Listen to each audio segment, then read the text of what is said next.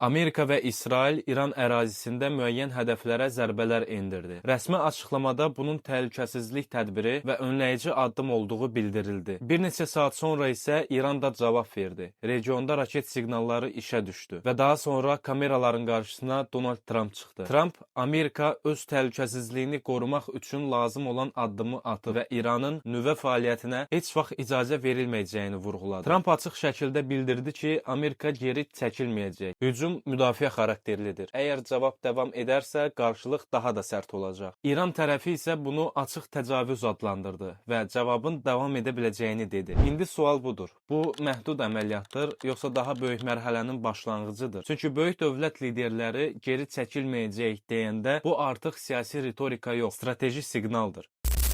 Amerika uzun illərdir İranın nüvə proqramını təhlükə adlandırır. Sanksiyalar tətbiq olundu, iqtisadi təzyiq edildi, regionda dolayı toqquşmalar oldu. İraq, Suriya, Yəmən və Livan. Bunların hamısı bir növ kölgə müharibəsi idi. İndi isə məsələ daha açıq mərhələyə keçib. Zərbə varsa, cavab da olacaq. Çünki İran regionda pasiv oyunçu deyil. İranın nüvə proqramı yeni də deyil. Bir vaxtlar Amerika tək qütblü güc idi. İndi isə sistem parçalanır. Çin iqtisadi güc olaraq yüksəlib. Rusiya açıq şəkildə Qərblə qarşı durmadadır. Regional güclər daha sərbəst hərəkət edir. Belə mühitdə hərbi addım təkcə ölkəyə qarşı atılmır. Mesaj daha geniş auditoriyaya gedir. Bu, biz hələ buradayıq mesajıdır. İnsanlar dərhal müharibə başlayır düşünür. Amma müasir müharibə artıq əvvəlki kimi deyil. Artıq tanklar sərhədi keçmir. Əvvəl iqtisadi təzyiq olur, sonra məhdud zərbələr, sonra diplomatik kanallar arxa planda işləyir. Çünki açıq və geniş müharibə hər iki tərəf üçün baha başa gəlir. Amerika üçün enerji bazarının çalxalanması, İran üçün iqtisadi sistemin daha da sıxılması. Heç biri tam miqyaslı müharibəni istəmir, amma heç biri də zəif görünmək də istəmir. Və ən təhlükəli kombinasiya budur.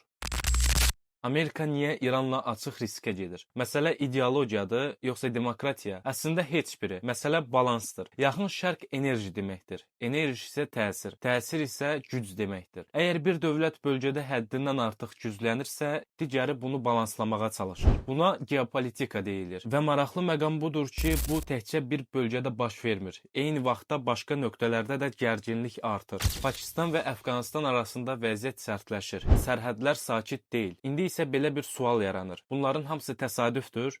Bəlkə. Amma tarix göstərir ki, qlobal sistem zəifləyəndə lokal münaqişələr də çoxalır. Çünki hər kəs öz mövqeyini gücləndirməyə çalışır.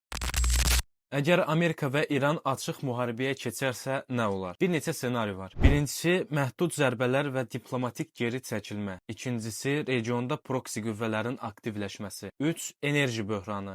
4. Böyük güclərin açıq mövqe tutması. Amma panikaya da ehtiyac yoxdur. Çünki böyük dövlətlər birbaşa geniş müharibənin nəticəsini anlayır. İqtisadi sistem bir-birinə bağlıdır. Tam miqyaslı müharibə hamıya zərərdir. Siyasət kameranın önündə başqa, pərdə arxasında isə başqa cür işləyir. Bu müharibə sabah dayanacaqmı? Ola bilər. Amma daha böyük sual budur. Dünya hansı istiqamətə gedir? Əgər paralel olaraq bir neçə bölgədə alov artırsa, bu artıq təsadüf deyil. Bu, sistemin bir siqnalıdır. Və biz hadisəyə yox, sistemə baxmalıyıq. Çünki gələcək xəbərlərdə yox, trendlərdə gizlidir. Əgər bu mövzunun davamını istəyirsənsə, növbəti videoda bir sualı aça bilərik. Böyük dövlətlər niyə birbaşa yox, dolayı müharibəyə üstünlük verir? Belə mövzular hamıya maraqlı olmur. Çünki burada sadəcə xəbər yoxdur. Burada detalları birləşdirmək var. Dərinliyə enməyən mövzular həmişə daha tez yayılır. Çünki düşünmək tələb etmir. Amma dərin mövzular, onlar yalnız bir şeylə yaşayır. Əgər sən xəbərin arxasındakı mexanizmi görmək istəyənlərdənsənsə, əgər başlığa yox, ipuclarına baxanlardansansa, onda artıq bilirsən nə etmək lazımdır. Çünki sonda qərarı algoritm yox, səssiz izləyənlər verir və hansı mövzuların qalacağını birlikdə müəyyən edəcəyik.